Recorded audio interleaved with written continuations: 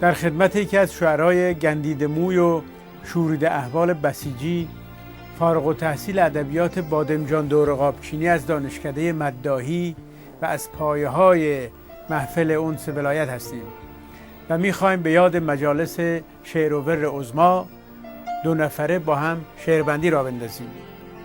سلام به الک الشعرا. سلام حضرت دلبر، سلام قرص قمر. زمین که خیر ندارد از آسمان چه خبر؟ سلام لاستیک پنچر، سلام قرص کمر، ز آسمان خبری نیست غیر دست تبر. یعنی از زمین و آسمون داره یه جورایی برای نظام میاد، بلا میاد. در عدم بودی مستور از وجود تا محبت پرده ما را گشود.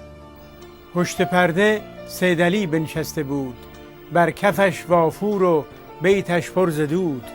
یعنی بعد از تنفیذ رفته بود افتاده بود پای منقل. کرد آنگه سینه اش را صیقلی تا شود نور تجلی منجلی. گیر کرده در گلوی سیدعلی یک رئیس جمهور گرد و قنبلی.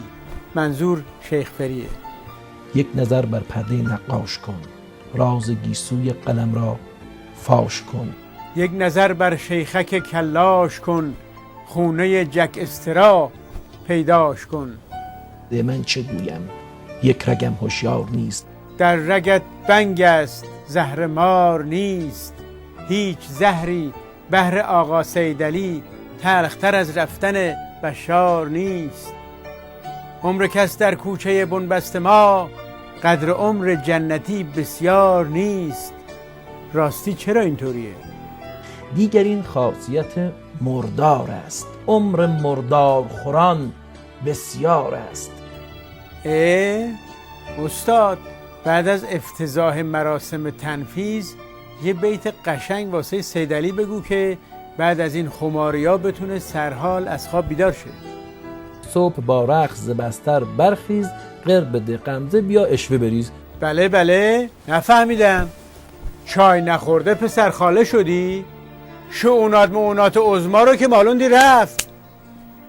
باشه، حالا اینو واسه بیدارباش عظما خوندی، یه بار دیگه همونو بخون تا من واسه بیدارباش اکبر کوسه دهن بخونم.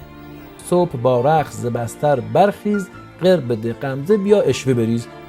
کوسه از پشت فریجون برخیز، توی حلقوم عزی زهر بریز.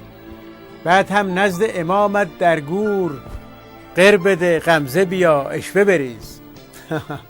راستی شنیدی عظما موسیقی رو حرام کرده؟ یه بیت درباره این عمل هنرپرورانه سیدعلی بیا. این روزها نوازنده خوبی شدم، دلم شور میزند چشمانم تار. بخندیم یا گریه کنیم؟ بیمزه. بیت آخر رو از زبون عظما تو این وضعیت دبنگی که گیر کرده بخون که میخوایم بریم. آتش بگیر تا که بدانی چه میکشم، احساس سوختن به تماشا نمیشود. با هیزمی که کوسه به آتش فکنده است، میسوزد این عمامه و اطفا نمیشود. عنتر پماد سوختگی آورد به بیت، اما پماد چاره عظما نمیشود.